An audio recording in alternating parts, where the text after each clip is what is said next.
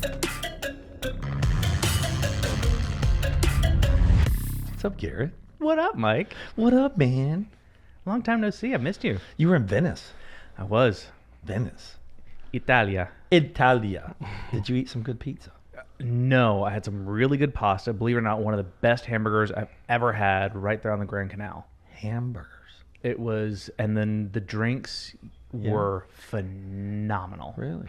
Great bars. You look a little chubby. And you know what? I'm proud of it. It was worth every bite. Every bite. So I'm very excited to get back down to fighting weight. Oh, yummy. Anyway, cheers, guys. Cheers. Cheers. Cheers. Little toast. Want to welcome our guest, Dyrek Miller. Is that who I'm talking to today? Yes. Dyrek Miller. That's my government name. It's the name that you go by. We're drinking some whiskey. Welcome, audience. What are we having, Mike? I don't know. Bourbon. Brown. It tastes good. How about that? Okay. I don't want to give all my secrets away. No, I think we're drinking the barrel. But for those who want to be like Mike, Yes, we are drinking the Barrel Bourbon Cast Strength 033 batch. Don't have my glasses on, but it's 116.6 proof and delicious. If anyone's like Quite to smooth. taste them, very smooth. A little hot, a little burn. It's tasty. Anyway, Dyrek Miller, what's up, buddy? Nothing much. Met you at Crunch Fitness, and you were in the sauna, and we just were shooting the shit, and like I do basically everywhere I go, Everywhere. start talking shit. Well, relationships. The reason I have you on this podcast today is because I want to talk about relationships and how important relationships are, and how the world, I feel, is not grooming relationships. And what I mean by that is grooming. What is a grooming? Grooming is nurturing, planting seeds, growing. And if you want to grow as an individual, you got to go and basically talk to many different people and a diverse amount of people. And you need to learn from every person that you come in contact with. And so there are things today that interested me about you. You work out, you're regimented, you're married, Yes. and you just got back from Jamaica. You're a nurse, Yes. and you have goals, and you're ambitious, Yes. and you're driven, and you're a secret little badass. If that's what you want to call it. I would like to think so. So what it is a lot of people that I come in contact with over years and years are afraid to put themselves out there, to talk to people. And, you know, you're in a sauna, it's a stale environment, everybody's on their phones, and everybody's just kind of looking at each other, making sure no one's going to fart. And if they do, they're like, who the fuck just farted? Whew. And you were going to do 7 minutes, but now it's 5.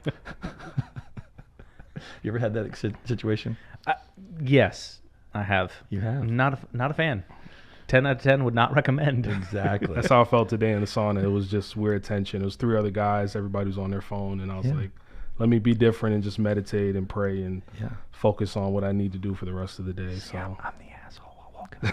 What's up, fellas? What are we doing? What's everybody playing on their phone? Is everybody trading Bitcoin today? What's that? Yeah.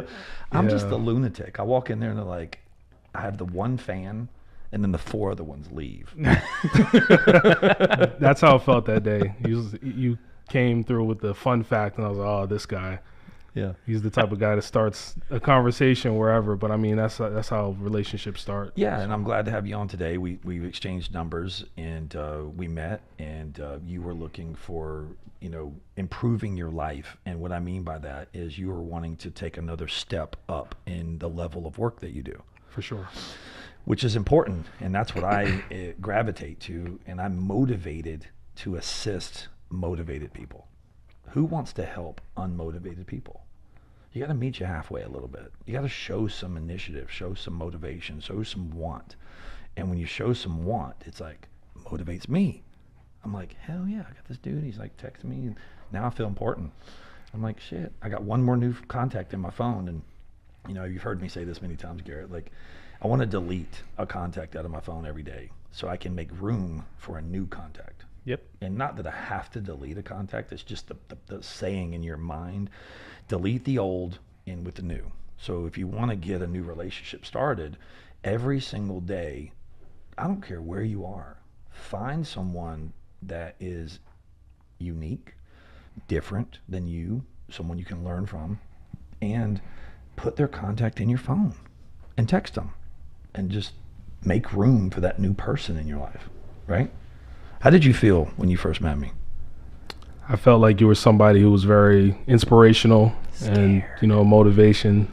I gathered a lot of motivation from just us talking in that sauna that day, and I realized that you were very successful. In order to be successful, you have to surround yourself with successful people. So I wanted to add you to my circle for, the benefit of having the relationship and us being able to learn from each other, because you can learn from anybody, whether it's a little toddler or whether somebody that's 80 years old. Absolutely. Everybody has a different perspective that you don't have. I learned from a 4-year-old how to give good hugs.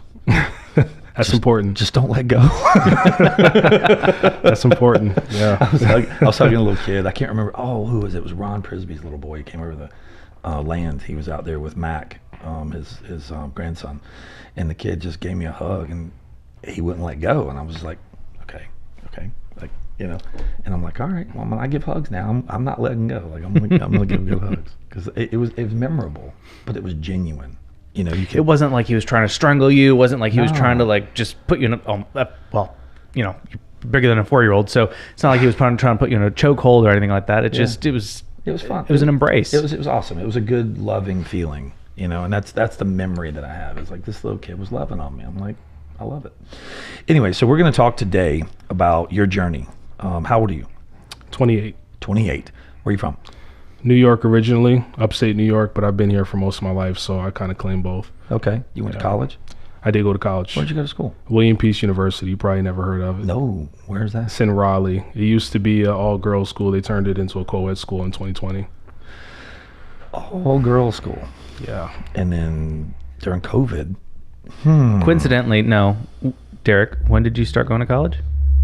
I started it was actually 2019.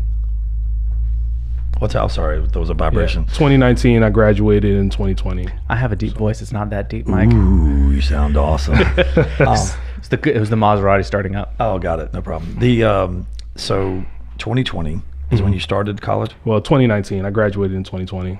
2020. So it kind of all feels like the same year. There's so much happened between those 2 years. What kind of university is it? It's just a regular private university. It's a small school in downtown Raleigh. What were you going there for? Nursing. Bachelor's in nursing. Nursing. All right. Yes. I got to ask. I'm in college. I'm sorry, high school. You play sports? I did, like intramural sports. But in high school? In high school, it was intramural. Oh, really? Yes. Okay. Hey, I'm in high school. Yeah, Mom, going to be a nurse. Like, where did this come in your head? So my parents were in the healthcare field. That's how they met. Actually, they met in New York City. My dad was a surgeon. He was a resident. He had just finished medical school, moved from Jamaica to New York, and then my mom was a nurse. So it was a classic doctor-nurse So your dad's a relationship. Oh, for sure. Love to hear He won't admit it. He won't say it in those words. Anybody that can cut people open and just sit there like they're playing the piano is mesmerizing to me. So how did you know your dad was a cool dude? When did you finally figure that out? Well, I figured that out from all the stories I heard from him at work, and then just growing up in Jamaica. Growing up in America, you can't fathom living in another country, but it's literally like a whole different world outside of America. Does he still have a Jamaican accent? I did when I was younger. I lived there for 2 years, actually. You did? I did, yeah. I had a Jamaican accent. I wish my parents had recorded it so I could hear it, but Yo, Rastaman. I can still do one. Wagwan. What is it called? Everything Irie, man. That's cool as shit. That's what they say whenever, they ask you how you doing. Yeah. You say everything Irie. Everything I read. Everything Irie, man.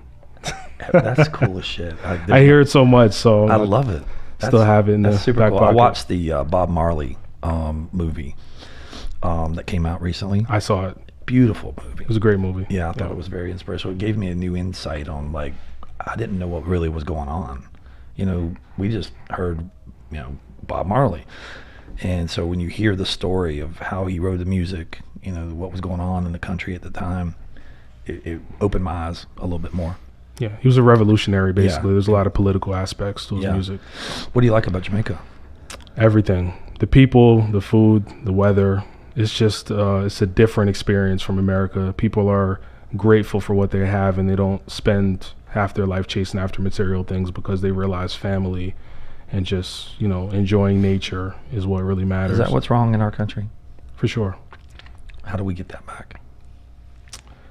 We have to get people going back to church, and I guess just the belief in God and having faith in God. I think that's the biggest thing. You said family. What's the most important thing about family to you? The most important thing about family would be just having someone to talk to and confide in. Not saying you can confide in all your family members, but it's important. Is it safety and security, or is it someone to talk to? Because to me, if someone was to ask me that question, I would say that having family gives me safety and security that I'm not alone. That's the bigger aspect, safety and security, for sure. So I'm sitting there going, I'm safe because I'm not alone. Exactly. Even when they're not present, just to be able to know, now that we have, you know, communication as an instant, to be able to reach out to a family member and say, hey, you know, thought about you for some reason and this came up, and for them to respond back, that is a huge bonus. And that just helps keep a lot of people grounded, that some people don't even have that. Well, it's like endorphins. You know, we live for adrenaline, we live for endorphins, and they were having a study. Someone, I don't know who it was, but they did a study online, and I was reading it, where the endorphin level of like getting likes and shares and things like that on social media is the equivalent of a heroin injection. Yep, I agree. You do? For sure. So is that what's changing in the world, that we are, these kids, when I say these kids, like 10 years old to even parents, everyone is looking for that next adrenaline, like endorphin rush?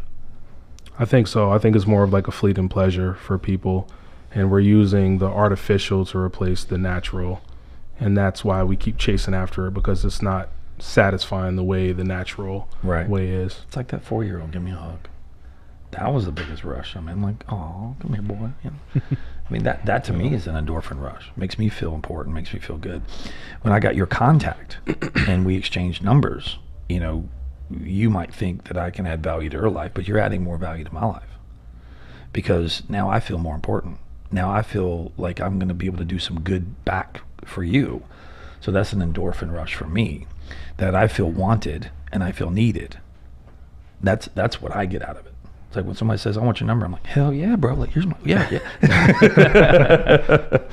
You know, I was at, where was I at? I was in Dallas, and I was at a franchise conference, and one of the guys there says, hey man, do you have a card?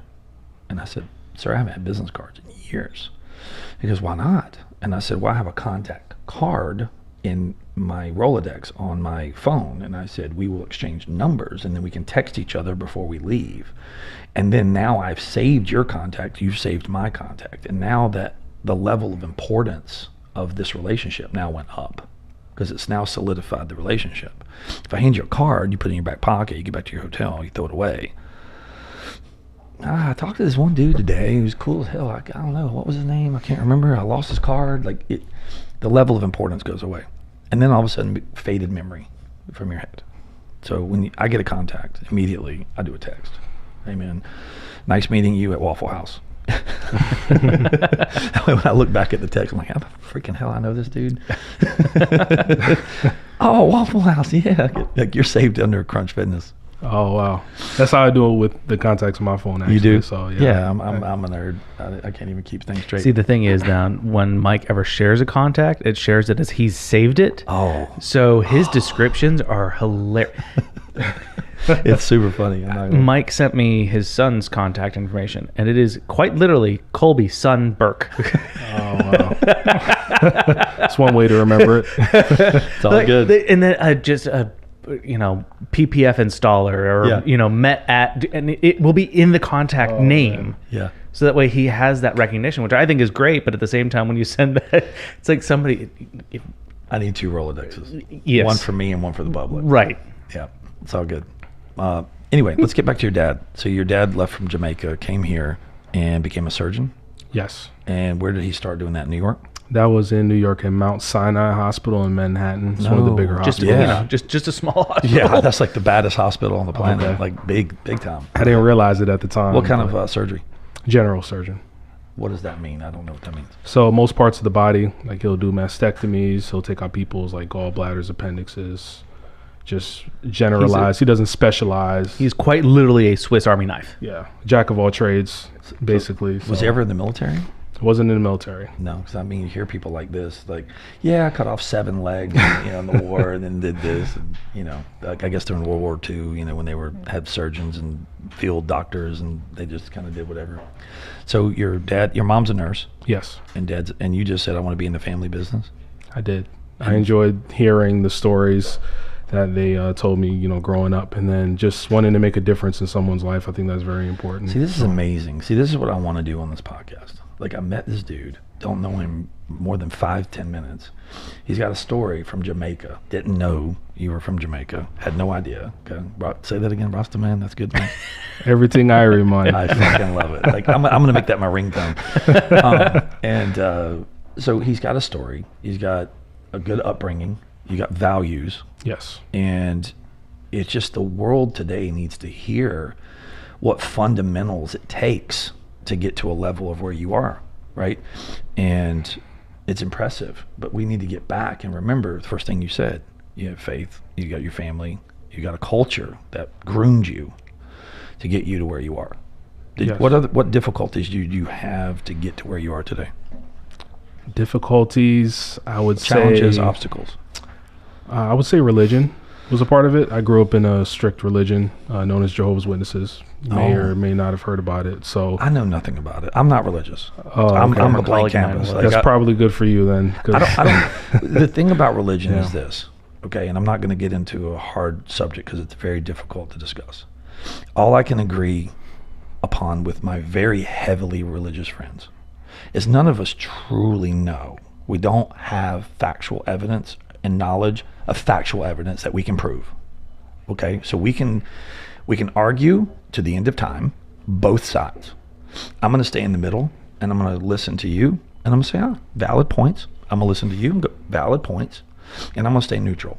And I'm going to be like, I'm just going to live by a core sense of values, which is do right by people, do as I would like someone to do to me, be happy, be good to my kids, don't do all the bad negative stuff, or it will come back to you. I feel like the energy waves of life, if you give out good, you will receive good.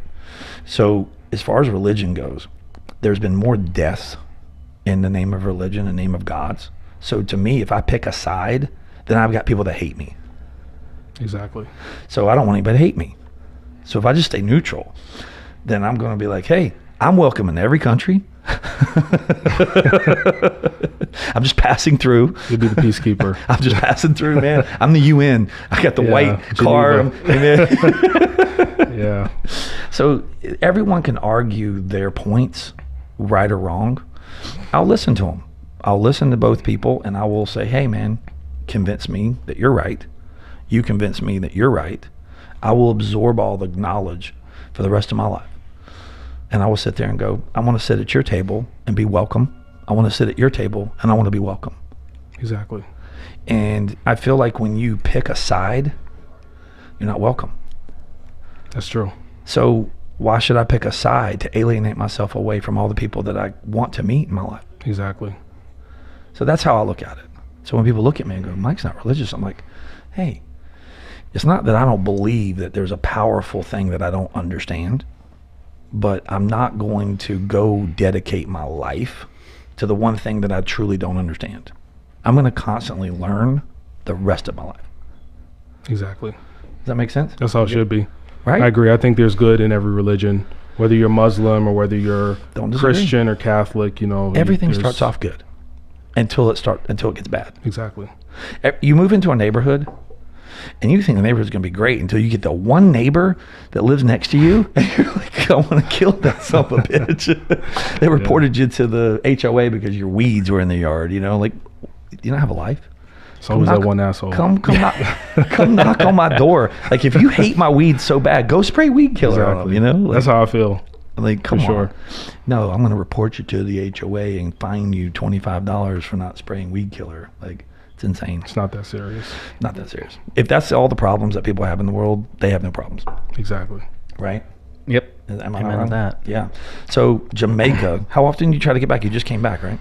So it's been 6 years since I last was in Jamaica, and last time I was there was for my grandfather's funeral. And how is Jamaica? Is it a safe country? It depends on where you go, and I think that's just like with any city or Sure. country. You have to know where to go. So I'm more in the touristy area. My dad has a house down there. Kingston? Actually, Ocho. Yeah, Kingston is the rough part. There's a lot of rough parts I in know a Kingston. little bit about Jamaica. You know do? why? My roommate in college was from Jamaica. Oh, okay. Marcus James was his name. He was on the tennis team at Western Carolina. And I was talking to him about a week before college started. And he goes, hey, I'm Marcus James. I'm from Jamaica. I'm playing on the tennis team. I'm going to be your roommate. And I'm like, oh, fuck. We got this dude that's got dreadlocks. He's going to be like, you know. So the first thing you think about as a country boy from Charlotte, North Carolina is, I'm going to be living with a dude who's got dreadlocks. That's going to be cool. Like, and he got there and he had basically tight hair and he was very prim and proper, and his dad was on the Senate or like the government. Wow. And he came from a very, very high profile background, which I thought was amazing. And I learned a lot about his culture, his family, and he loved tennis. And I learned a lot about Jamaica, and it was just he loved the country, he loved the people, and I've heard nothing but great things about Jamaica. So, It's a great place. yeah. And he moved here when? To North Carolina, 2006. 2006. Yes. And then you said you started school in 2020? I started college in 2019. 19. Yeah. And how long does it take to get a nursing degree? So it depends. The entry level position for nursing is like an associate's degree, so that's 2 years at a community college. Okay. Then you can move on to a 4-year degree or your bachelor's degree. So you have a 2-year? 4-year, You have a 4-year. because I went for my bachelor's. Did you get assistance with the price of it, or did you have to pay for it? I had some tuition, Okay. and then I had like my dad helping me with the cost much as well is tuition? too. So tuition's probably about $15,000 for that school because it's smaller. But if you go to like a well-known school like UNC, you're gonna pay twice that. So to go to more. like UNC Charlotte for nursing school could be 30 grand, I would say about 30 grand and that's for the year? for the year. For the year, For I the would year. say, yeah. Okay. And how it takes you 4 years. Now, did you have to do regular classes, or did you just go straight into the nursing program? I took regular classes too, like statistics or stats. Yeah. Do you think that was important, that you needed to go take all those different classes, or do you think if nursing school could be reduced to a certain amount of years, do you think it was a little bit of waste in there, or do you not? I think the other classes outside of the core nursing classes are waste because most of the times you don't even use that stuff like in your everyday life. Do you think they would drive the cost down? Why do you think they do that? I honestly think that college is a business. I've always said that to people. I mean, I think It's a business. it's beneficial if you're going for something that you know you can get a career in, but a lot of these people, they get careers after 4 years in college that they can't even pay off their student loans afterwards, and they have a hard time finding a job. So I know that's probably a controversial viewpoint on it, but I love controversy, and I've been preaching that college is a waste of time. And I've seen Elon Musk, one of the richest people on the planet, say that college is a waste of time. He says with the information that's out there on like Khan Academy, YouTube, Google, all the different influencers, all the people that can basically coach you, there's information out there to guide you and coach you through everything that you need. Now, if you're going to be a doctor, like a surgeon, right? I doubt you can go to without going to school to learn how to be a surgeon online. Okay, I'm sure I could watch a couple of videos and be like, hey man, is that your heart right there? Okay, cool. All right, there's your heart. Okay. it doesn't work that way. So experience, you need to be taught. You need to go YouTube to University. It is. I mean, and college is so damn expensive. So imagine this. You take the $100 grand college fund and you put it in the S&P 500 when you're, 16, 18, and you maybe take the other 50,000 and you turn it, or say you get $100 grand college fund, take 50 grand, put it down on a house, take 50 grand, put it in S&P 500. Where are you going to be compared to 15 years from now than the guy that went to college for 5 years, came out $150,000 in debt, got a job for 70 grand a year, 60 grand a year, and then paid it back for 20 years of his life? Who's going to be ahead? The guy that invested his money And bought a house. And they don't teach that in school, unfortunately. They only save that for the 1%. Did your parents teach you how to do that? They did, to a certain extent. They were more religious, grounded. Are they still religious? Oh, for sure. They're still Jehovah's Witnesses. Jehovah's Witnesses is a unique part of Catholicism or Christianity. Which would you say? It's Christianity, but the way they celebrate or practice religion is it's a lifestyle for them. It's not just something that they go to on Sunday and Thursday. It's something that they do every day. It's something that they eat, sleep, and breathe. It's a fascinating, very different life. You don't still do that? I don't practice it anymore. I mean, I believe in God. I do have Christian beliefs, but did your parents get angry at you when you decided not to? They're not happy about it. They try to bring me back every day. Every day, son. Yeah, gotta save you, son. Exactly. That's exactly how they are, and I'm so much happier now. It's made me into the man that I am today. The morals that I've learned from it and certain values, and I still believe in reading the Bible. But I was Catholic, I was Eucharistic minister. I did all the things. I was confirmed. I went to all the schools. I tried to do all the classes. My mom, I just wanted to make my mom happy, right? And so I went there, and then it was so funny because when I would do something wrong, and my mom's like, "You need to go to confession." Like, okay. So I go to this room, and this priest sits in there. He puts his hand on you. Michael, what's concerning you, Michael? And I tell him what's going on. He goes, "Okay, you're okay. Go out there and say 10 All Fathers and 5 Hail Marys, and we'll call it good." I'm like, okay. So I go, I say it over and over and over, and next thing you know, I walk out. I'm like, hell yeah, we go party now. All right, free. Now I can go sin. Now I can go. Derek is right. So Jehovah's Witness, it's a lifestyle. So it keeps you humble by making you the same as everybody, if I'm not mistaken. So one of my former coworkers is a Jehovah's Witness, and his family is and his 2 older brothers started a very, very, very successful sports insurance agency because they insured athletes that normal insurance agencies would not touch. And in Sparta, North Carolina, of all places, and they were doing money, still are, and they sold it and made a boatload of money, but they left so that they can pursue the things that they wanted to pursue, but it limited you on material things. You could not be better than anybody else. You couldn't show that you were better than anybody else. So you drive a modest car. You don't have flashy clothes. You don't. So that's what I meant by keeping everybody on the same plane, keeping everybody humble. Exactly. They're doing your work, but you are serving God in the ultimate. And that is an interesting fact of Jehovah's Witness, is that it tries to keep everybody on the same plane, whereas Christianity and Catholicism, there's always levels. Hey, Dyrek Miller is chill. His life's better now. He's married. He's going to Jamaica. He's drinking whiskey. He's cheering his boy he just met. The sauna. On Monday too. Yeah. So it's just fascinating to hear. Hey, mom and dad, you did a great job. He loved you, but he's living. They haven't gotten that message yet. Hey, you living, man. Take me into nursing. So when you graduated, how much debt did you have? I had more credit card debt than student loan debt. How much student loan debt? I would say about $15K. 15, that's all? That's damn good, bro. Look at this dude. All right, then you had credit card debt. What happened there? Just reckless spending. Being out on my own for the first time. Tell me about reckless spending. When you got a credit card, when did you get your first credit card? First credit card was 2018 when I moved out. How old were you? I was 22. You got your first credit card at 22? Yes. Jeez. It took me that long. I didn't get my first credit card until I graduated college either. Your mom knew you. No, but that was a smart decision, honestly. Son, no. Back to Italy really quick. We were out walking, and I was like, "Why did I get?" She goes, "Yeah, I'm sorry about that. I got her expensive taste and her, her not passion, but her ability to walk into a shop and not walk out with something is very, very. I have no self-control. Self-control. He needs to marry rich. That's what it sounds like. There's nothing wrong with having a taste for the finer things. It's called a lot of grooming. Yeah.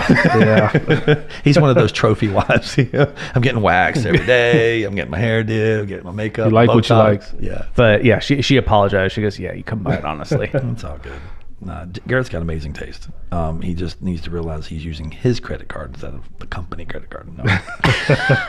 Gotta watch out for him. But no, man. So you got a little bit of credit cards, and you started to have reckless spending. Did that? How many credit cards did you get after that? 1, 2, 3? Did you start applying for more? I probably got about 3 or 4 after that first credit card. What was your biggest limit? Like credit limit on the biggest limit? I would say it was $5,000. 5. Then you got another one. 5.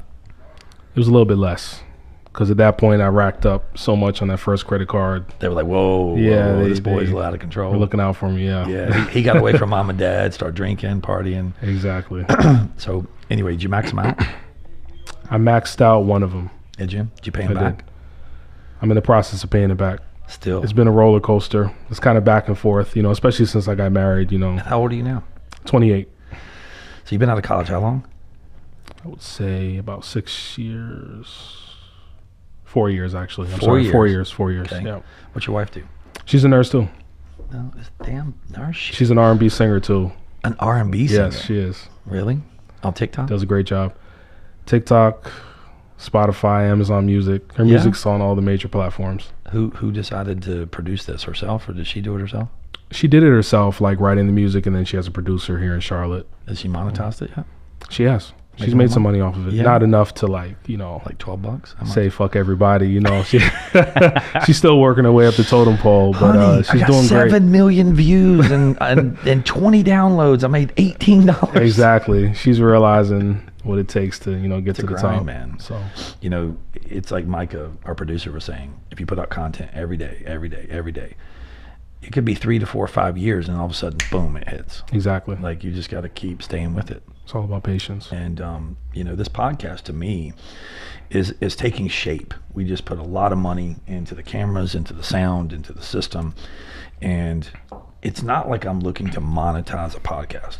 I'm looking to build more relationships. Like when I meet someone interesting, I don't want to talk to them.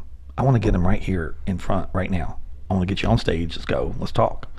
What's your story? I don't want to hear your story in the locker room. I want to hear it now, here, where the public can see it and the public can hear it, and I can learn it for the first time. So now it's genuine.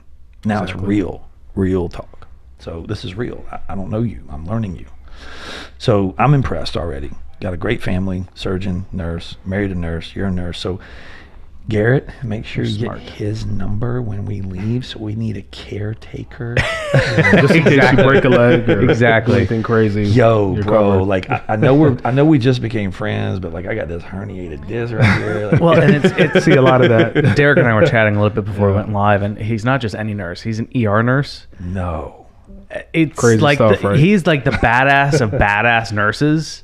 Jeez. And whole respect for I've lived in between medical professionals, so I know exactly what you guys go through. And damn, props, because you are on your feet for 12 hours. Yeah, a day. 12 to 15 hours a day, and you're dealing with anything. Your ADD, ADHD would love it because you never know what's coming through the door. It's organized chaos. Love it. Hey, just so you know, we upgraded your microphone since you were last here, so you need to separate it about 2 more little bit. inches.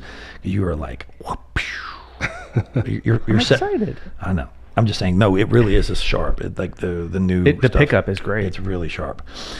We had one of Micah's really good audio guys come in here, and he got a laptop, hooked it up, and was like, EQ, I'll go test here. And it was like literally for an hour testing each mic. I'm like, I didn't know there was that much. You could do that. Sound. Yeah. It's crazy. So ER, which hospital? Atrium Cabarrus. Cabarrus. What's you see gunshots? Gunshot wounds. Elderly people that Everybody fell and has hit the their same head. What? I said the exact same thing you said. What? Cabarrus.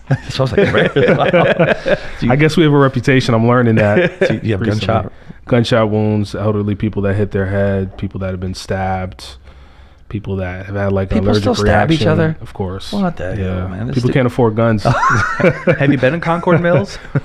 You're So, right. I've been there for 2 years actually at that hospital. So that was actually my first foray into the emergency room because I've been all over the hospital. So when you get hired on as a nurse, hey, we're putting this motherfucker in the ER. Is that like how you get your, what is it, paying your dues? Paying your dues is more like a med surge unit. So it feels like a nursing home actually. That's like where everybody goes in the hospital if they're admitted. Just a regular general floor. Is that where you start?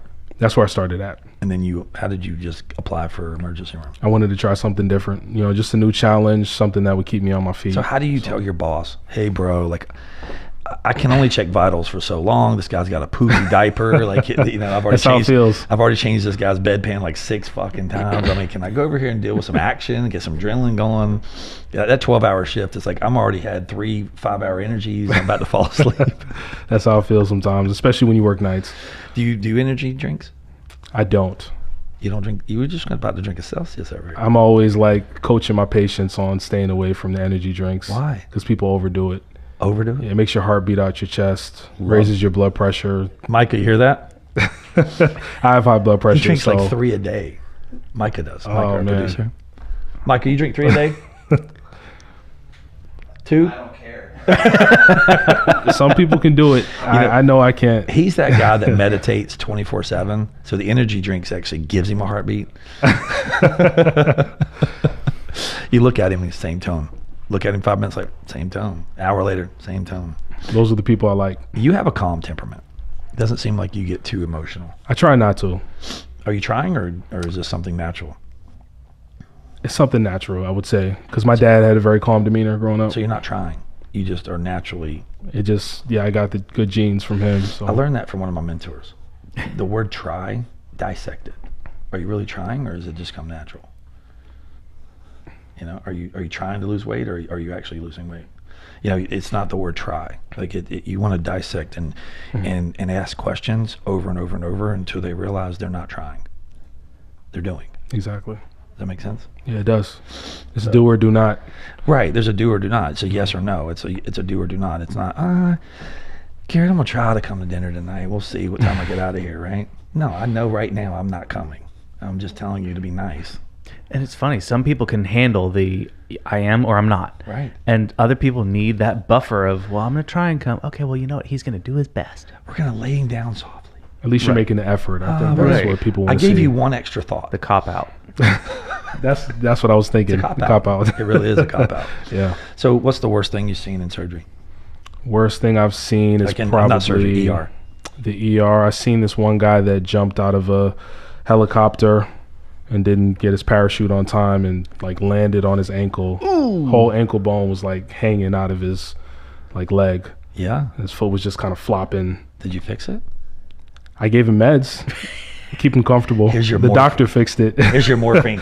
Plenty of morphine going around for sure. So tell me about that. Like someone comes in, do you just have all the drugs just sitting out, or do you have to go sign and get it? And we have to sign for it and get it because we can't just have that stuff laying around. that's what I was thinking. Garrett, Yeah. they got to sign.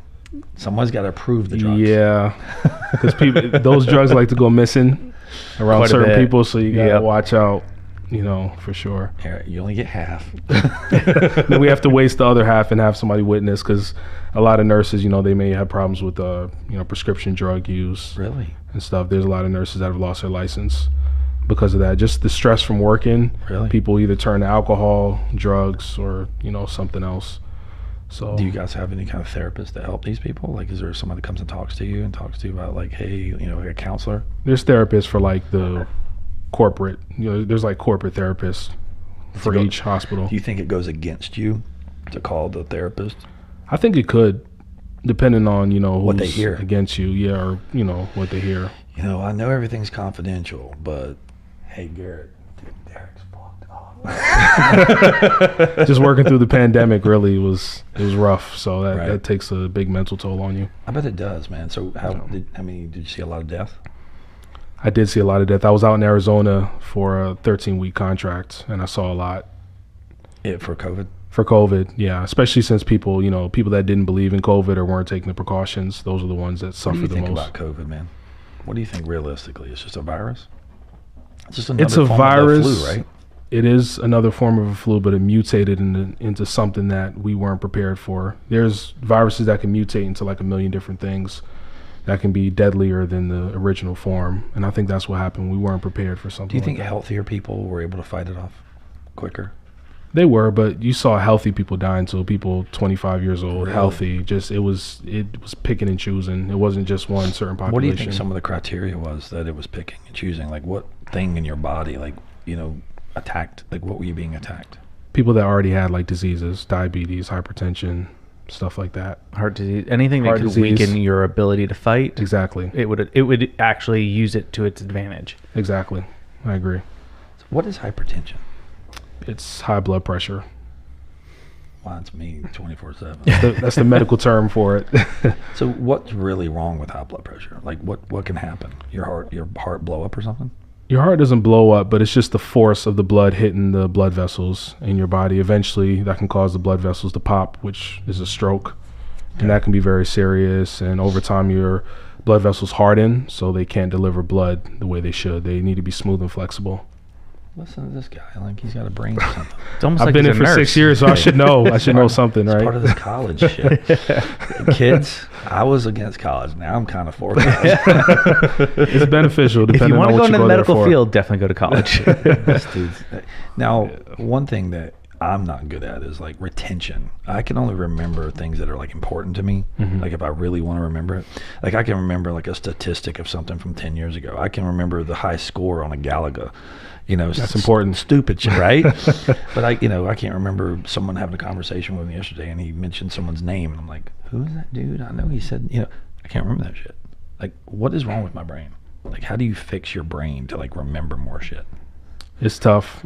It's just what you prioritize and what's important to you. And in my line of work, I need to know certain things, so I keep that at the forefront. Do you continual education? Do you like study books and like read and say, hey, I need to learn this a little bit more? I learned this in college, but I didn't focus on it 100%. Well, we have to. It's part of keeping our license up. We have to do continuing education every 2 years. What's that look like? Just like online modules. The corporation, Atrium, they give us modules that we have to do every year. What's a modular? Basically just one of A those video? boring PowerPoints where somebody's talking and telling you Oh, I know. things you need to know. I know what that is. I just didn't know they were called modular. That's the technical term for it, I guess. Do you know that?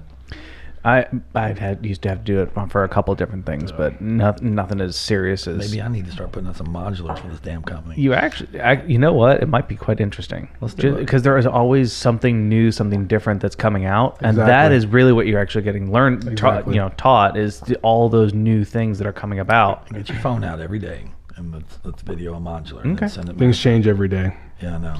It's crazy. So you want to be in the medical sales department is where your future goal is. Pharmaceutical sales, to be exact. Why? I could use the information that I have as a nurse will aid me in being good at pharmaceutical sales, because one thing about sales, you have to know the product that you're selling. Sure. So I already have a That's not true. very accurate knowledge of what I I'm don't think selling. that's true. Well, that's where your perspective comes in. Basically, I would love to hear your he perspective just on said, it. "Fuck you, no, that's not right." Garrett. That was a It's very hard to polite. sell something if you don't know what you're Garrett, selling. Derek, that was a very polite way to do Garrett. that. You should go into politics, not. Maybe Garrett. so. You know that doctor that so and so that's on the board. Yeah. Hey, invite that son of a bitch to go play golf next week. All right.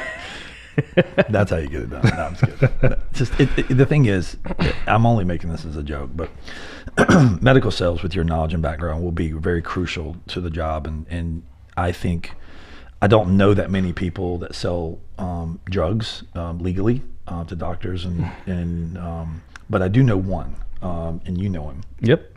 And he was not a nurse. He basically learned the product and sales. Don't even know what he sells, but he's in the medical sales. Does very well for himself.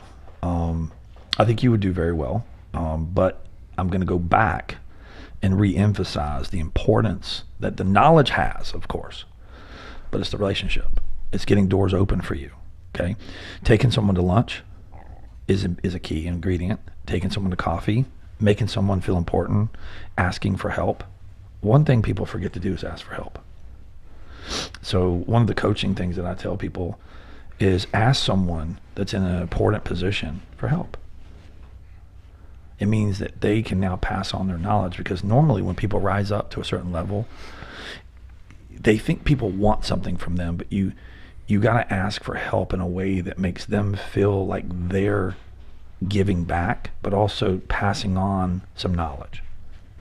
And when they see your determination, they see your drive, and they see you're passionate, and they see you're a genuine person, right? Because I think within a few minutes, you can actually tell by your temperament, who you are, your background. Even though I don't know that much, I was gravitated towards you because you came across very authentic. Does that make sense? It does. And that, to me, opens more doors than you being some cocky guy at the gym and going, yeah, you know, I'm the man. You know, blah. No, you're faking. You're faking, bro. The quiet guy over here that's being cool, that's being chill, that's asking questions and asking information, that's the dude that's got it going on, because he's trying to level up. You're trying to act like you already have leveled up, and you haven't. Exactly. Does that make sense? Fake it till you make it, I guess. Well, they speak it. It's a... Listen, if you say it 3 times and someone believes you, you can go around. I used to do this years ago for myself, for like self-growth. I'm the greatest. I'm the greatest. I walk in the room, I'm the greatest. And I would just do this as like a coaching thing for myself. All I got to do is find one person on the planet to agree with me, and it's true. My mom. She thinks I'm the greatest. It's your biggest cheerleader, huh? Right. So mentally, when you adapt that principle, tell yourself you're great, find someone to solidify it and agree with you, and then it's true. And then you believe it, because now it's not fake. Exactly. You've got to believe in yourself. And once you believe in yourself, you can actually go and put some principles behind it. You know, I have doubts, I have fears, insecurities. We all do. And the thing is, how do we hide them? Well, we hide them and we push them back in this corner by saying good things about ourselves. You know, when you see a girl, she's like, oh, I look terrible. Even Garrett, he's like over there, you know, I feel fat, you know, my chin's off. Like, the thing is, what happens is, you're saying it jokingly, right? But you're actually talking shit about yourself. So now when you leave, you're going to be a little bit more self-conscious the rest of the day. When you wake up and look in the mirror and be like, dude, I look fucking great. I did my push-ups, I feel strong, powerful.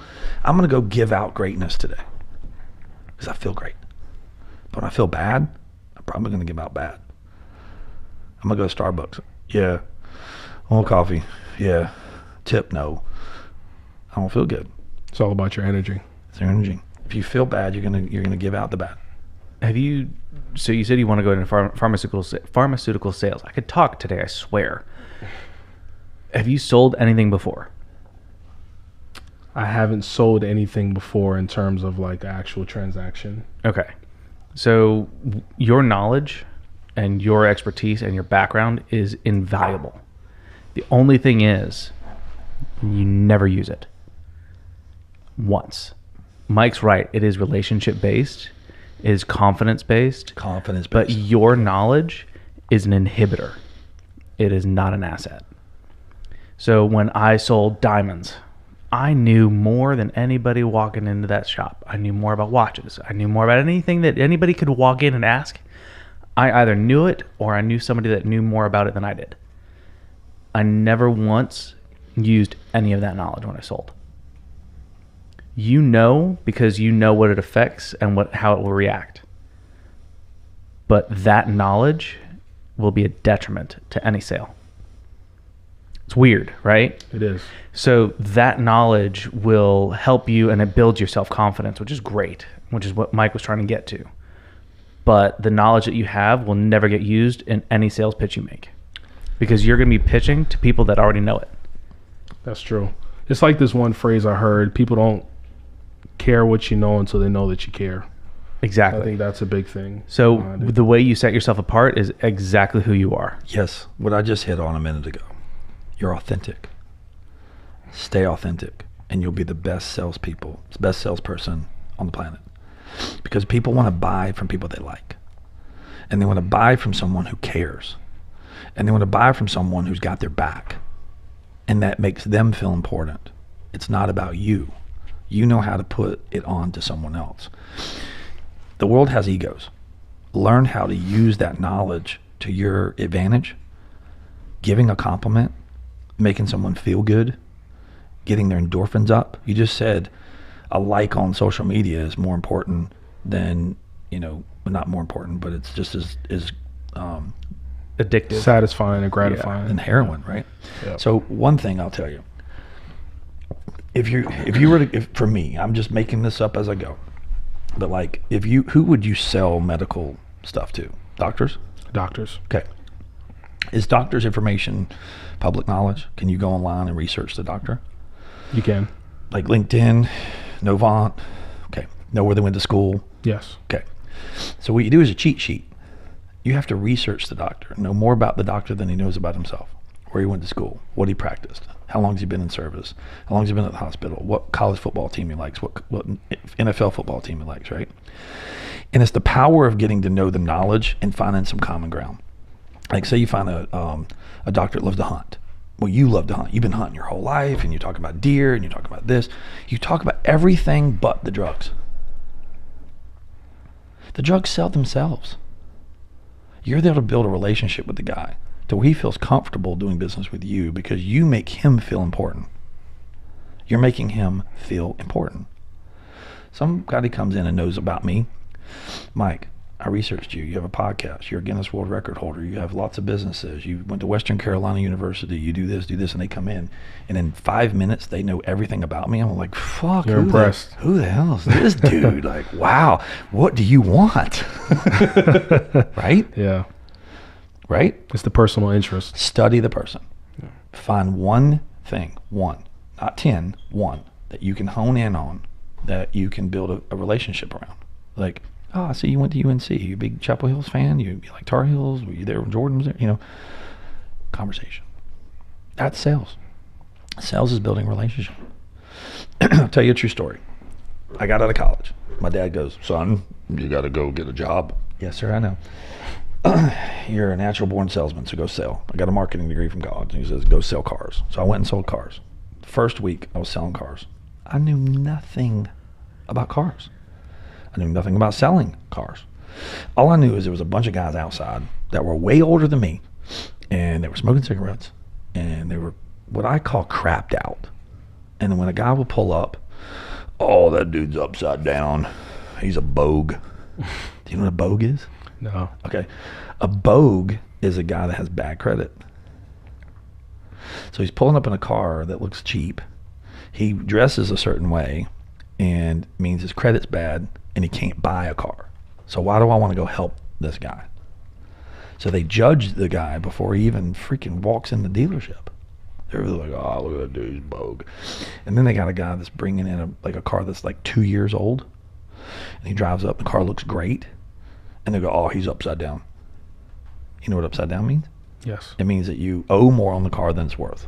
It means you're trading the car, and then we're gonna have $3,000 to $4,000 or $5,000 negative equity to try to buy a car, and the guy wants to lower his payment, but his payment's gonna go up, not down. So they turn around and they prejudge all these people. Guess what I did? You talked to the guy that looked like he didn't have money. I opened the door. I pushed all the other salespeople away and said, I opened the door for every single person at the dealership. When I was my turn, or when I was outside, I saw somebody pull up. I'd open the door. Hey man, how you doing, man? Welcome to Scott Clark Toyota. How are you doing? Yeah, what are you here to buy today? What are you here to buy today? Program their brain. Well, I'm not looking to buy a car today. Awesome. Which one do you want to drive? Well, you came in to drive something. Like, tell me, you want a truck, you want an SUV, you want a car? I mean, I got the new Supra here. You want to go drive it?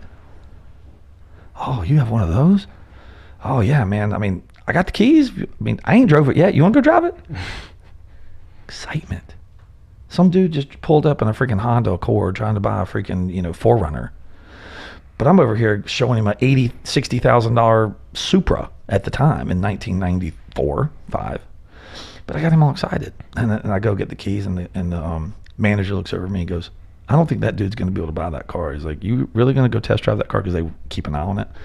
And I go, Well, yeah, it needs gas. I saw it was out of gas. So let me just ride up to the gas station. Go get it. So I would just get the keys. I'd get a gas card. I'd go take it over there. And I'd drive the car off the lot, and then I'd let him drive it back. And then we park it, and I go, I know you're not buying the car, but that was fun, right? Yeah, okay, cool. What are you looking to buy? Dude's built rapport with me. You got him excited. I got him excited. And you got him to get his guard down. Way down. That's the biggest thing. He feels comfortable now. Right? Yeah. And I go, you want a 4Runner? He goes, yeah, man. I said, hey, I was saving this one, man. It just came in on trade. They haven't cleaned it up yet. It's down at the bottom of the lot. I said, but it's only like 2 years old. It's got like 30,000 miles. I said, I think they put like 19 grand in it. I said, I don't know what they're going to sell it for, but I remember the deal, and I know they traded for it, and they put like 19 grand in it. I have no idea what they put in the car. Like 17, 16, or 15. I don't know what it was. But I'm over here priming the guy, right? Like, and then when I come back, I go, the car's like 21.5, but they got to run it through the shop, and they got to clean it, and they got to do all this stuff. I said, but you be the first one that'll look at it if you want to buy it. I said, you want to get the keys? Got him all excited. Used car. Next thing you know, ran it through the shop, got it sold. Like, just like that. I'm talking like seconds. And then I sold the first day that I was there 3 cars in one day. 3 cars. And the guys were looking at me like, how the hell did this rookie come in and sell 3 cars in one day? And other people haven't even sold one. It's the law of averages. You show up at a bar and you talk to somebody and they say no. You talk to the next person, they say no. You talk to the next person, they say yes. You just keep talking to people over and over and over until you find the yes. It's just the law of averages. Dyrek, you were the yes that said that he wanted to come on a podcast. It's like the 5th person, right? I love it. So then I learned something else about sales. I said, okay, I have to go to the key track machine and I have to get the keys out. I have to walk, get the car, get the customer in, take them to the back, walk them through a car sale, figure out what car they want to sell, go get the key track, get the stock number, hit in the machine, go back. I mean, I was literally walking the lot like 30 times a day. And I go, there's got to be a better way. Got to be more efficient, right? Well, when I would get into the car that has been sitting on the lot for a while, it wouldn't crank because it's been sitting, so the battery's dead. So then I got to go back to service, go roll the jump box off, jump the thing. That's another 20 minutes. So this guy came in wanting to buy a car, 20 minutes to get the keys, 20 minutes to get the jump box. He'd been there an hour, haven't even freaking drove the car yet. And I'm sitting there going, So in the morning, I would come in, I got in friends with one of the managers. And they have to sign off, the managers have to sign off on a gas card, right? To go get gas at the gas station. Like $10, $5. They don't put a lot of money in there because they fill it up when it sells. So they keep the cars low in gas so they don't have to pay a lot of money to keep a lot of gas on the cars. So anyway, I would go find a car that had aged unit because they would in the morning have sales meetings and they would go, oh, this car's been here for 120 days. We need to sell it. We're going to do a $300 bonus on this car, blah, blah, blah. And they would just roll down the cars, right? I'd write down the stock number. Hey guys, I need to go pee. I'll be right back. And this is a sales meeting, right? Go out the key track machine. Take the keys of that car. Go over to the detail department. Pay the guy $10. Hey man, wash this car. Put some armor on. Get the plastic off the floors. And then we'll turn around and tell one of the managers when they get back to the thing, hey man, I need you to sign this gas card. He goes, what's happening? He said, I got a guy coming down on this car later, man. I said, I got a guy coming in later who looks at this car. I said, I want to make sure it's got gas in it. Okay, cool. So it's $10. I go get gas. I hide the car back in the back of the lot. Keys are in my pocket. Guess what happens when the guy comes on the lot? I show him that car. It takes 5 minutes. Hey man, I got a car I just showed to another guy.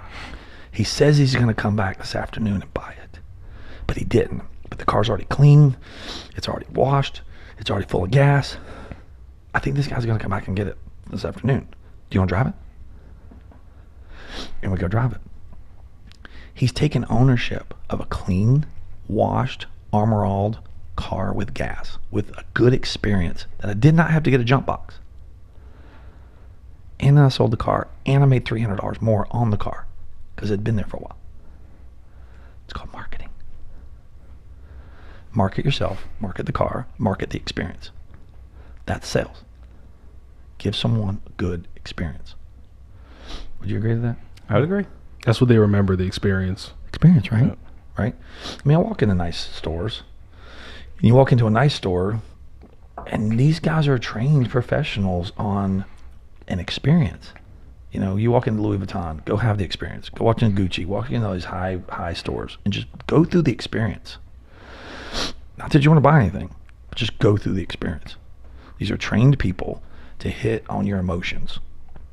They're there to hit your emotions, to make you feel more important, to make you feel like you deserve this. So one thing that I do here in my sales is when somebody comes in and wants window tint, we have a good, better, best, right? We have a window tint that's standard film. We have a mid-grade film that's ceramic. And then we have a high dollar film that's like ultra badass. And I get the people in on the cheap stuff. Hey man, just come on in. I got a good basic film, starts at this price, come on in, blah, blah, blah. And then when they get here, I'll go outside, I'll walk around the car. Hey man, how long you own this car? Oh yeah, I just bought it not too long ago. Oh, congratulations, man. I love the spoiler, I love the rims. Build some rapport, compliment the car. Compliment, hey man, congratulations, beautiful car. Oh, I see you got black interior. It's gonna be hot this summer. You might want to upgrade to our ceramic film. Blocks out a lot more heat than our standard film. But you know, if you're on a budget, I totally understand. I totally get it. You just bought a new car. If you're on a budget, I totally understand. Planting a seed. If you're on a budget. But I come back inside, and when I start looking at the film, and I do the heat lamp display, and he goes, oh yeah, that's really good. I said, hey man, when's the last time you treated yourself? When's the last time you actually upgraded and actually treated yourself to like the filet instead of the sirloin? How long you plan on keeping this car? 5, 6 years? You just bought it, right? What are we talking about? An extra $100? Just treat yourself and get the good stuff. Don't you think you deserve it? And nod your head while you're doing it. Don't you think you deserve the good stuff? Guess what you do? You start mimicking me and start nodding your head, talking yourself into it. That's a sales tactic. Salesmanship is just building the relationship and letting the customer kind of navigate where you want to go. But when you are instigating and putting things in front of someone, you're priming them to make decisions in your direction. Am I not wrong? No, you're exactly right. For sales, you're always the captain of the ship. You just let everybody else think that they are the captain, that their wheel has no bearing on where it's going. They just need something to hold on to. That's a great way to put it. So. I sell off emotion and excitement. Yep. So my number one thing is excited. That's what drives people. Emotions. When someone calls my store and I answer the phone, I'm acting like I'm talking to one of my fraternity brothers that I have not seen in 2 years. And I'm like, whoa, what's up, man? How are you? What's going on? You know? Oh, so how's the weather where you are? You know, hey, you know, just start asking questions and start being funny and be different.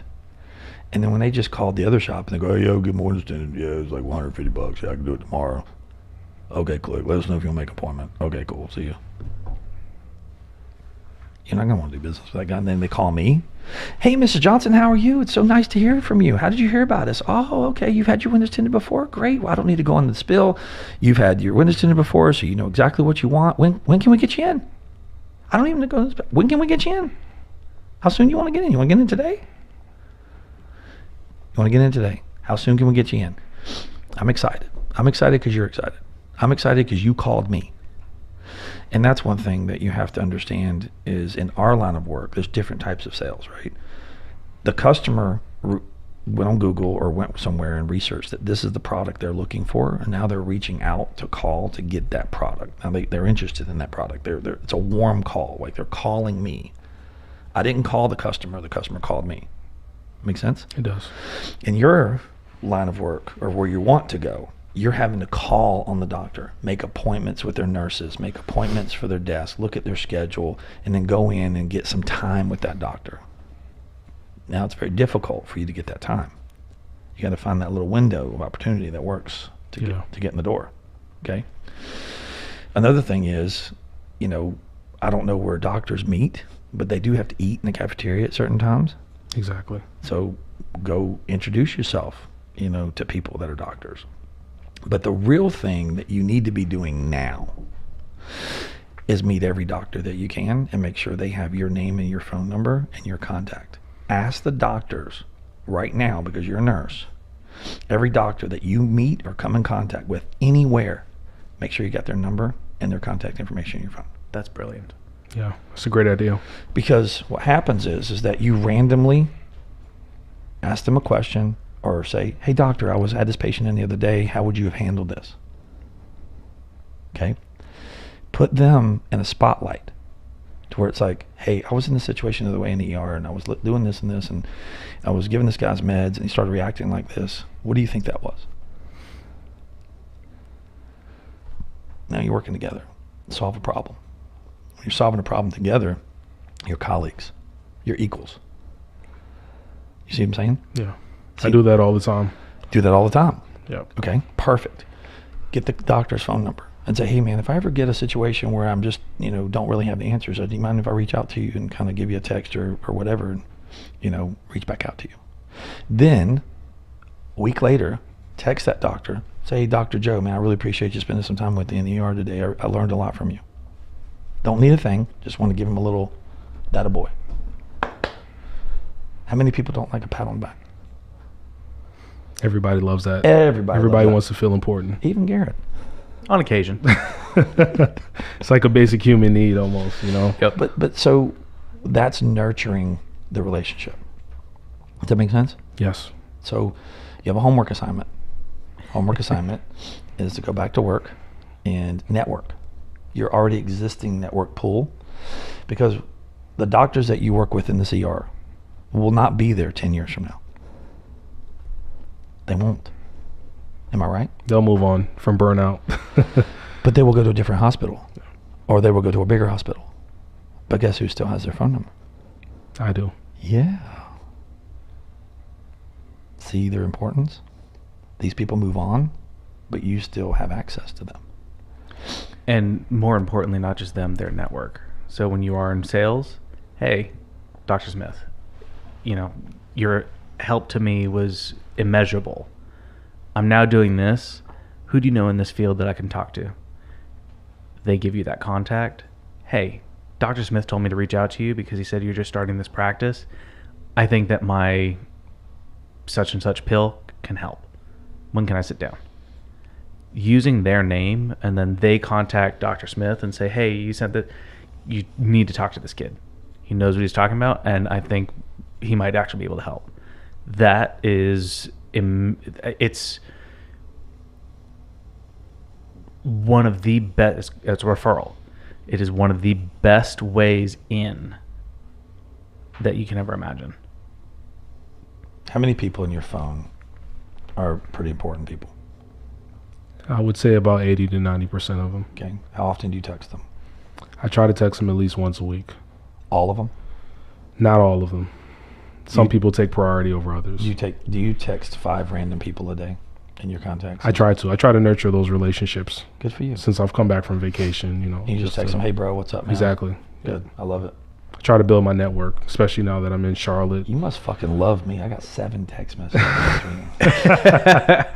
I'm just kidding. Nurturing that relationship, Nah, that's good, what bro. it takes, yeah, Nah, for sure. So I was telling, I think somebody in Texas, I was at a gas station and the lady goes, oh, you just got good energy. And it was, I'm only saying that because this lady was like kind of crazy and she was sitting there flirting with me. And she was, I don't even know if she had teeth, but like she was over there and she was just like, oh, girl, you have, and she was just going off on me. And I'm like, yeah, baby. I said, I'll tell you, I speak 32 languages. She goes, oh, you do? I said, hell yeah. I said, every country I go to, they recognize a smile. I said, every country I go to, I can smile and people smile back. It's a universal language. I said, so in life, you don't need to speak every language. You need to speak the language of giving out some good energy and smile and be happy. Amen to that. If you can smile in any country, I was in China, smiled, people smiled back. I was in Japan, people smiled back. it's infectious. It is. If you're in the gym and you look over at this girl and you just go, you just keep smiling, and she's gonna look and go, that's a creepy dude over there. Exactly, yeah. Yeah. Yeah, exactly. So, any questions you got for me? I would say, what is your best piece of advice that you could give to somebody of my age? 28 years old, paying off a little bit of credit card debt. You own a house? I do. You own a house? First house, it was 3 years ago in Indian All right, Trail. we're done. So. This podcast is done. So, podcast is over. Great parents, dad's a surgeon, mom's a nurse, he's a nurse, girlfriend's Good head a on nurse. his shoulders. You don't need fun. I have so much more room to grow. You though. need nothing. The dude's got a roadmap. Like, listen, I need to be your friend. Like this. That's how I feel about my wife. Because she owned a house when she was 21 and I was still in an apartment. Crazy. So this is like her second house. Who the hell convinced you to buy a house? We wanted a house. We wanted to level up. So you bought it together, or did you buy your We first? bought it together. Did you buy one, then she bought one, you sold them, and they bought another one? She had one before we bought a house together. Okay, so she helped you buy the house. Yes. Your It was first both house. of our incomes. Let's be very clear. We're a on team. this podcast. The girlfriend has her shit together. It's a marriage. Bought her. It's a Well, marriage. she was a wife at the time whenever we bought the house. No, the first house she owned. She owned before she met me. This That's was what I'm before. talking about. We have to Yeah. go backwards here. Okay.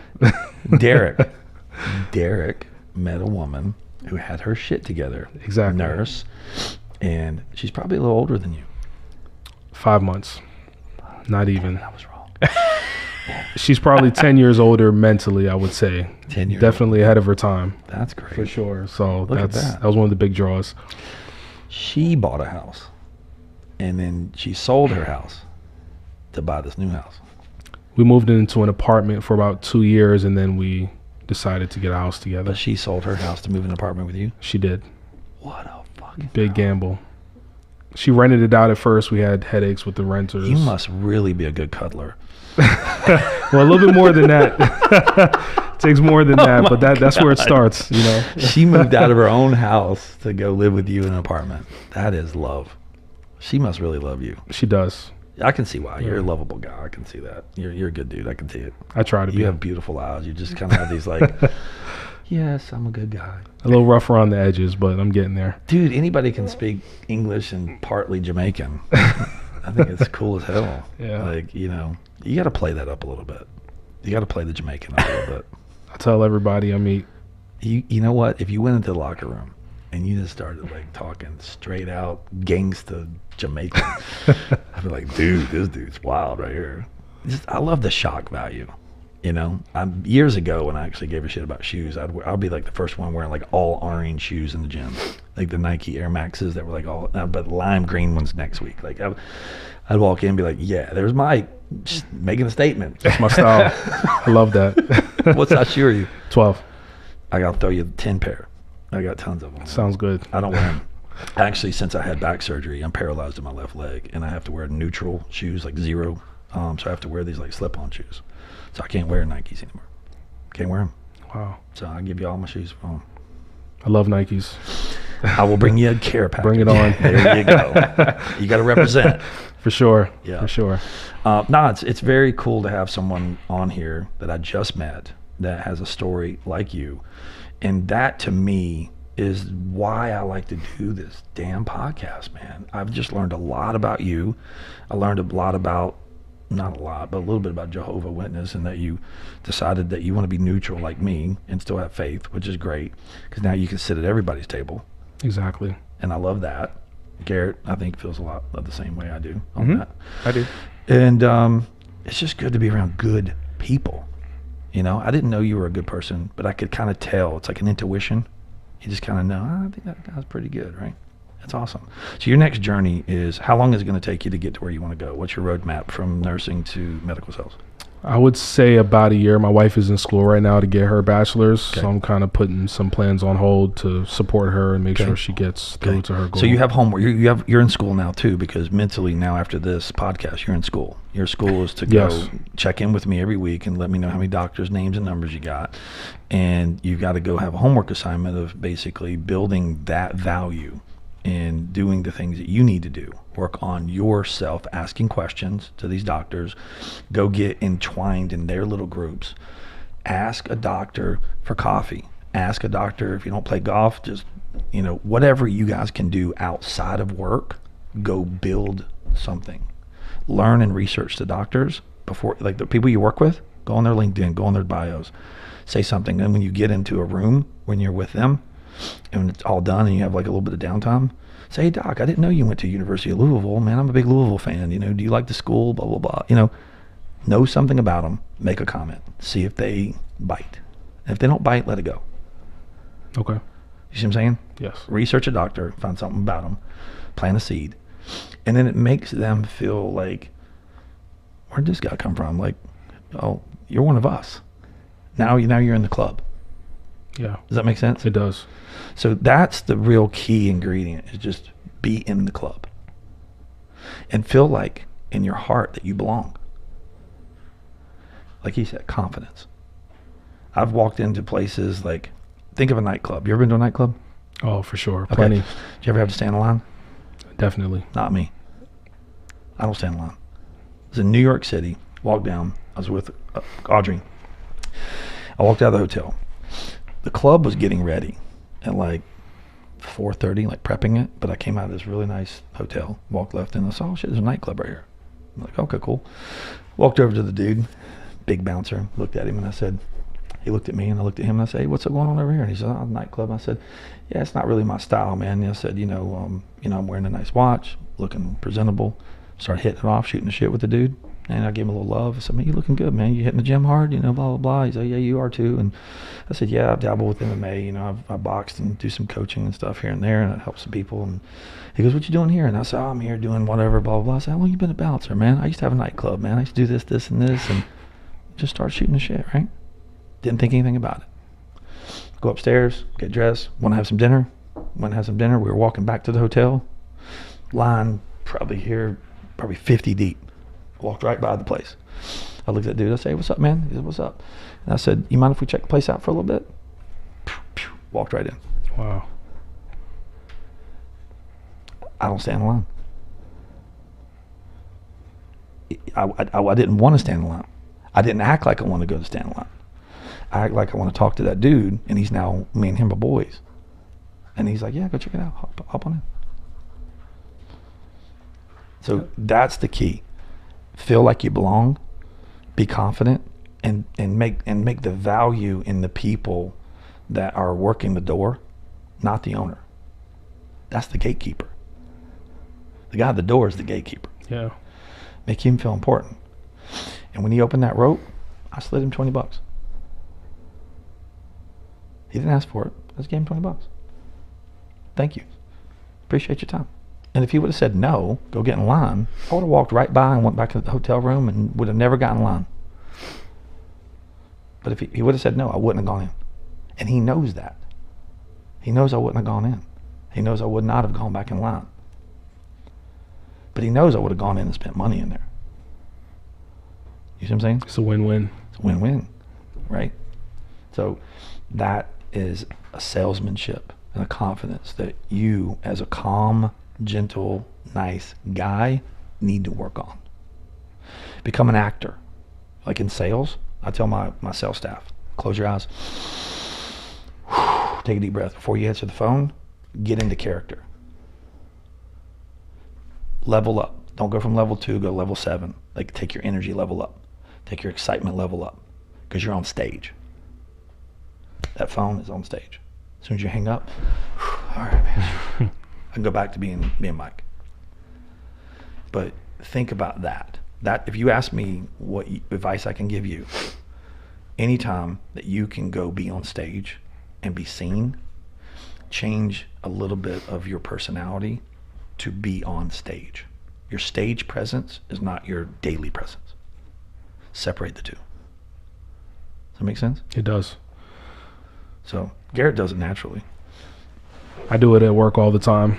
I have to put on, Bedside the professionalism. manner. Exactly. Bedside manner. And people told me I have good bedside manner, so I try my best. Well, the other thing is like, imagine I'm in the hospital and I'm bleeding out and I got like a 20% chance of living, but I'm talking to you and you're talking to me. Your job is to make me feel comfortable. Be confident. Nah, we got this, man. We got this. You got this. Don't worry. Have you ever had to do that? For sure. You have. Plenty of times. That's insane. That's pressure. Do you live with it? Do you have any kind of remorse, or kind of, does it eat at you? Any of the things you've seen? Oh, for sure. Definitely. What do you do to get that out? A lot of different things. Go to the gym. I like to run, listen to music. Traveling is probably my biggest hobby. Where's your favorite place to travel outside Jamaica? Oh man, that's a good question. Come on, bro. Top 3. I would say top 3 would have to be Cuba. Really? Was probably my number 1. I went there on a cruise. I've heard great things. My mom went to Cuba. Yeah, right before Trump shut it down. Why? He did. I guess they're supporting communist countries. So, So stupid.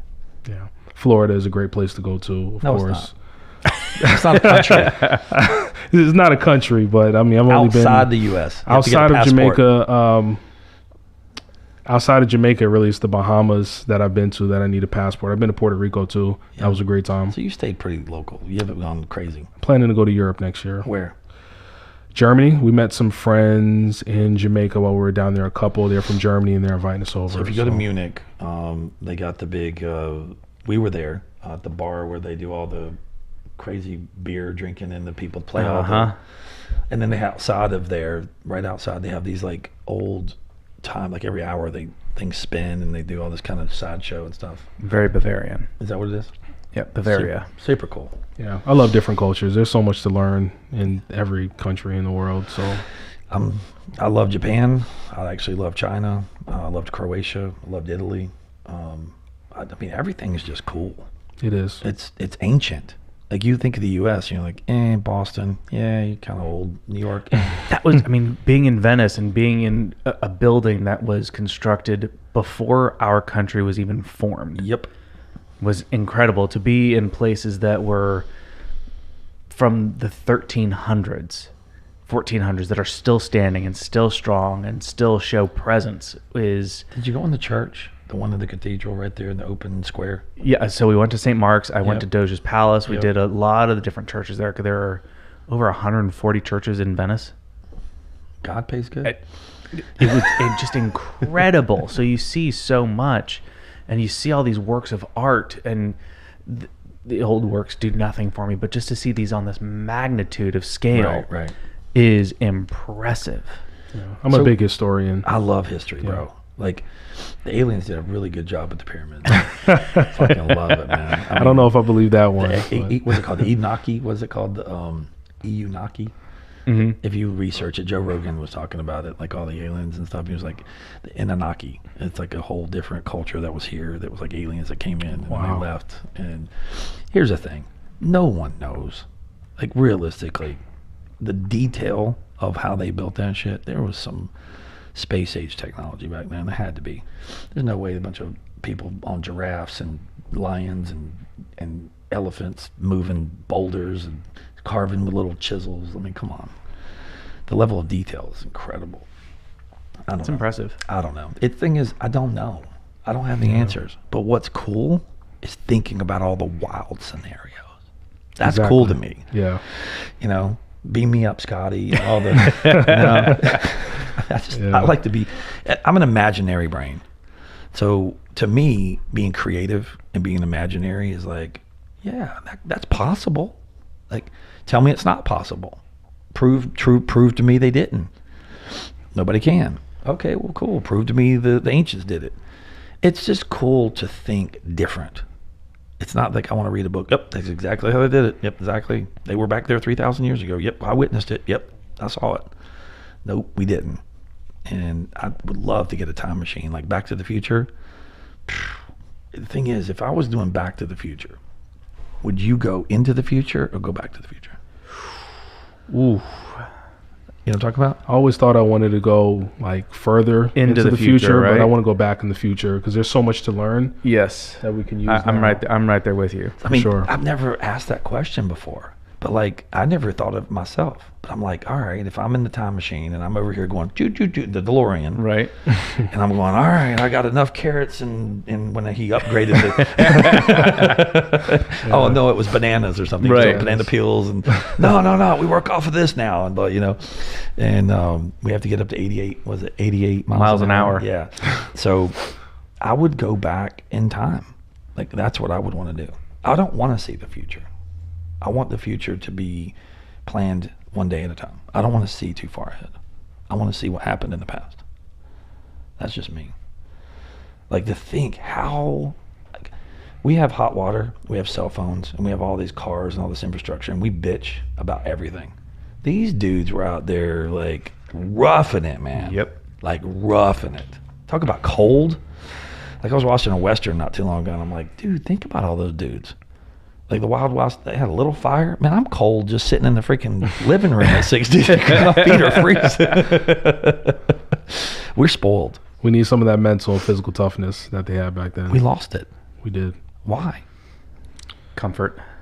People just being lazy, not having the same work ethic, and things are done for us through technology instead of us going out and doing it ourselves.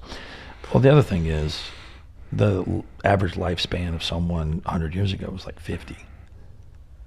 Average lifespan now is what, 75, 80? Like, I'm just saying, we're 25 years ahead on lifespan compared to, say, 1920s, 1910s, 1800s. Like, if you think, you go back statistically and look 100 years ago, like, like retirement age is sick. Well, you were dying. And I asked my dad this question. I said, Dad, why are you so broke? And he looks at me and he goes, son. He always called me son. He's listening, but it's okay. I laugh at it now. He goes, well, when I retired, I thought I might live to 70 or 75, since my uncle died early and my dad died early and blah, blah, blah, blah. And he goes, I'm 84. I lived 10 years past what I thought I was going to live. I'm like, makes perfect sense. Yep. I'm like, ding, ding, ding. I'm like, okay. So I'm sitting there in my head going, he's not wrong. If you planned a certain level, like, when do you plan the expiration date on your life? Like, how do you plan enough money, enough resources, enough help, and enough care to take care of you to 80? Is it 85? Is it 90? Like, where is the level of, like, I'm going to plan enough money to live my life to X, and I'm going to plan enough care to this, and I'm going to, like, nobody knows. You don't know your expiration date. That's what makes it exciting. Does it make it exciting, or does it make it worrisome? It depends on how you look at it. Love the people you love. Tell them every day. Live your life to the fullest. Don't regret anything. Don't live your life in regret. Challenge yourself. Do the things you want to do. So when I started to get a little bit depressed with my back surgery, I was forming this group. It was called the Bat Club, the Bat Signal. You know what the bat signal is? Of course. In Batman? Yeah. They put the signal in the air. So it was a group of guys. We tried to get it off the ground. We tried. We did. And that's why I used the word try. We all gave effort. It just didn't really go as far as I wanted it to go. It was more in theory. So it was like a group of guys that when we had a bad day or a bad experience, we would throw the bat signal to all of us. We could only bring a book back, and that's it. And you had to be at the airport within 4 hours. And whoever threw the bat signal in had to pick the place where we were going. And everybody had to buy their tickets at the airport. Wow. And you had 24 hours. So you get to go somewhere, like say Florida or, say New York or say Chicago or whatever.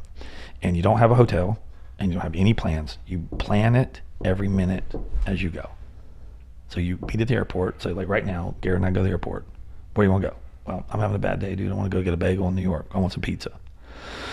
Let's go. Get on the next flight to New York. We get a cab, no hotel, and we go get pizza. Okay, now I want a specialty cocktail from this bar. Okay, we go there.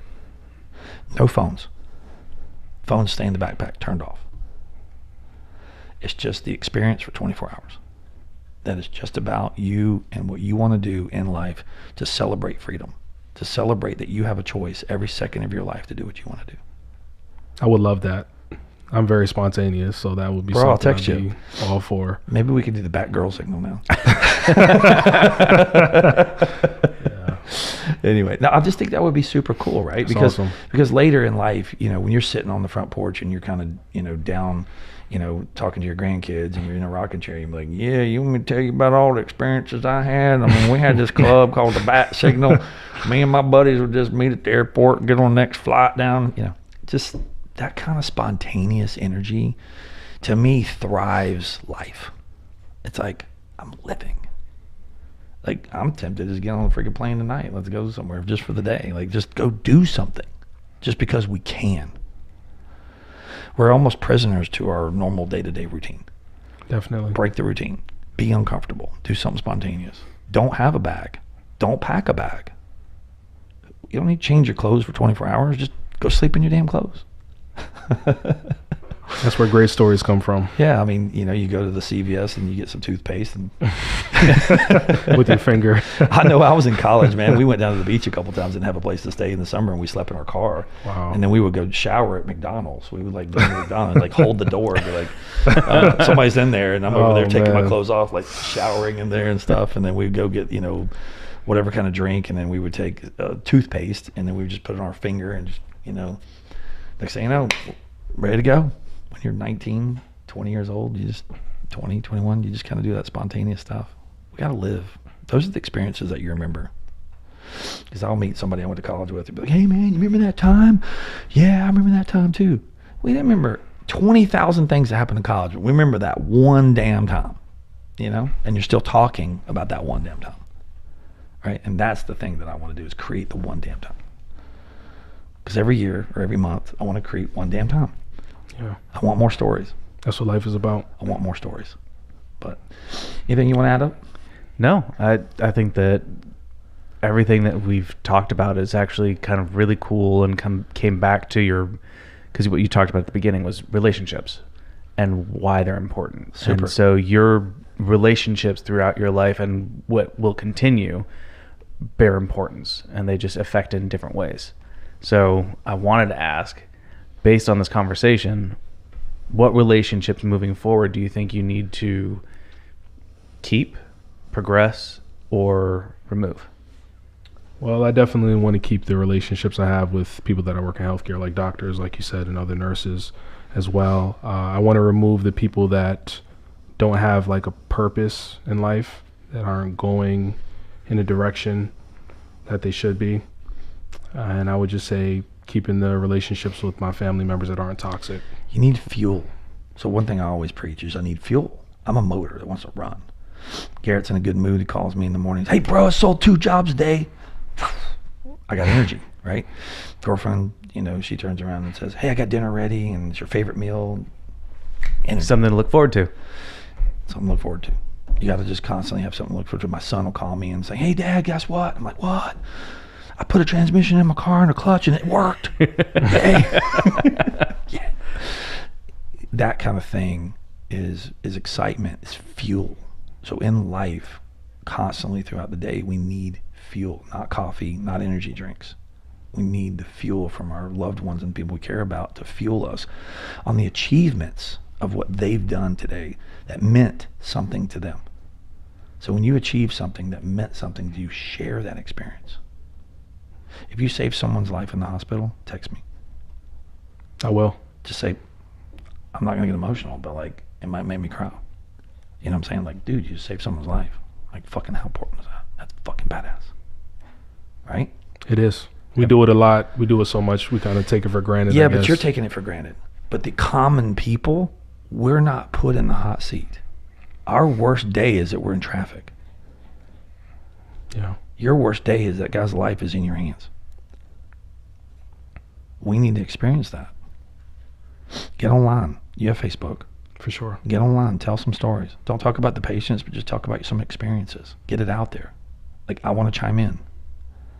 Every time you save someone's life, go on Facebook. Hey, had a patient in today. Didn't think he was going to make it. He made it. What's going to happen is you're going to inspire people. And you're going to build an audience around you. And you're going to have a voice. And you're going to be a voice that can be telling a story of what's going on behind the scenes because we can't see it. That's something that would be valuable to me. You see what I'm saying? For sure. Like if I'm getting on Facebook, oh, he bought a new watch. Oh, he bought a new car. Oh, he got a new house. Oh, he went on vacation. Back to the material. No, you saved a life today. That's real. Don't ask for the 1,000 priceless. shares, though, right? What's Please, that? don't ask for the 1,000 shares, kind of shit. Yeah. Yeah, I'm not that kind of person. I can't We're not stand gonna- people we're not that gonna- like that. Can I get 1,000 shares? Oh, we're not that's so we're annoying. not going to we're not going to ask for anything like a chain of like, Yeah. let's do a prayer chain. No, let's not do a prayer chain. Let's just, be positive, think positive. That's what it's all about. But share some experiences. I think it would help you mentally. It would also help your audience. It would also help yourself. But the thing is, when you build relationships down the road, people need to know who you are. And if you do something outside the box and something different, and I'm just making this up because I'm in marketing, you're marketing yourself, but you're also marketing your experiences, and you're authentic and you're real and write it from a heartfelt place. And if I read that on your Facebook page and I make a comment, and I'm going to turn around and I'm going to absorb it, and I'm going to turn around and whoever I'm around, it's like, hey man, my boy Dyrek, man, he's the real deal, bro. He's a champ. Like, whoever scored a touchdown at a football game is great. But people that score touchdowns don't save lives. That's the real shit. So share some experiences, or you lost a guy today. Make it real. Tell the story. But I think when you're telling it, I think it will be therapeutic for you as well, because it'll be able to let you share it. You're not keeping it in. Exactly. Yeah. Yeah. We hold a lot of stuff in as healthcare We all do. professionals. So. Well, as men too. Yeah. Well, men. Yeah, definitely. We're taught at early age that we have to keep all of our emotions in, And one of my new sayings is, and I'm not trying to use too many cuss words, but fuck happiness. That's my new saying. I'm gonna get T-shirts. It's fuck happiness. It's my new thing, because I've caught myself for years. Man, I just want to be happy. I just want to be happy, man. I just want to be happy. Like I'm looking for happiness. I just want to be happy.